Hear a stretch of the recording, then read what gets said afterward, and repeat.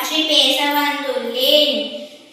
பெற்ற தாயும் பிறந்த பொன்னாரும் நற்றவமானினும் நனை சிறந்தனவே என்று என்னை ஈன்றுபுறம் தந்த என் தாய்க்கும் தங்க தமிழ்நாட்டுக்கும் என் முதல் வணக்கத்தை தெரிவித்துக் கொள்கிறேன்.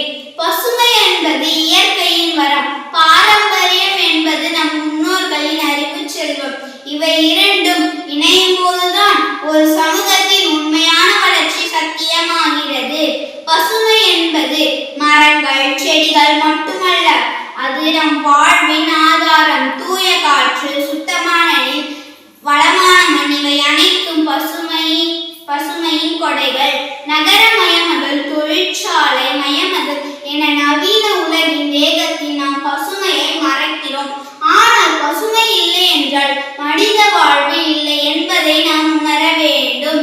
ஒரு மரம் வைப்பது, ஒரு நதியை காப்பது, பிளாஸ்டிக்கை தவிர்ப்பது இவை அனைத்தும் பசுமையின் நோக்கிய முதல் படிகள்.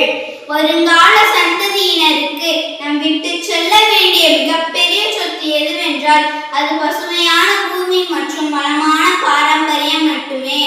வாருங்கள், பசுமையை போற்றுவோம், பாரம்பரியம்